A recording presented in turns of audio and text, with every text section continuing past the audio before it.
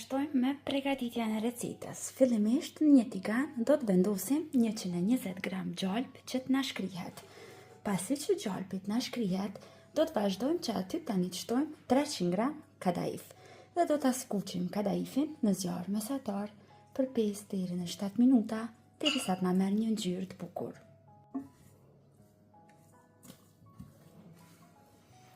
Kur që kadaifi është duke u skuqur, ne vazhdojmë që t'i bëjmë gati produktet e tjera. Fillimisht në një tenxhere më të vogël do të shtojmë 100 gram çokoladë. Tek çokolada do të shtojmë 100 gram gjalp ose margarinë. Mund ta shtoni cilën do që ju dëshironi.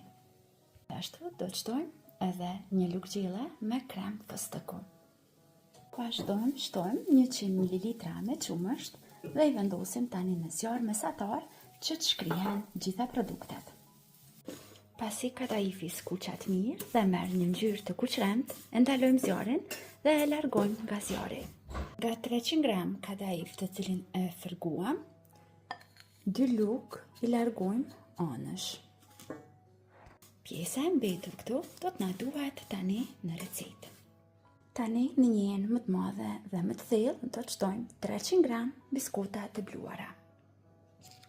Tek biskotat e bluara do të shtojmë 3 lugë gjelle me sheqer pluhur.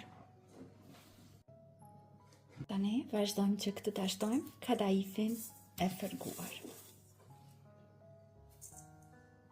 Vazhdojmë sipër ta shtojmë tani përgatitjen me çokoladë, gjalp, qumësht dhe krem fëstëku.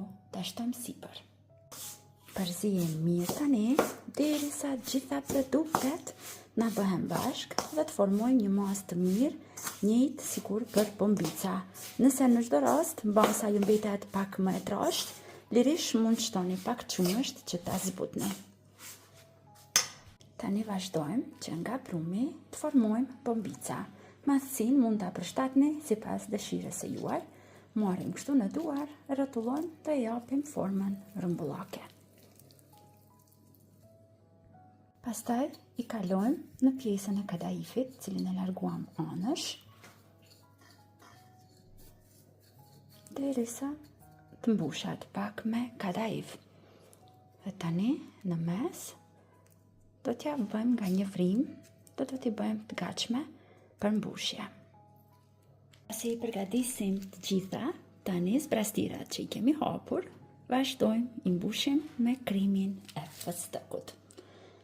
Ju sugjeroj që t'i provoni, sepse me të vërtet kanë një shije jashtëzakonisht të mirë këto ëmbëlsira, kanë edhe një pamje të mirë, përgatiten shumë lehtë dhe shpejt. Janë ideale për t'i shoqëruar me një kafe. Deri në video recetat e radhës, mbeteni të përshëndetur nga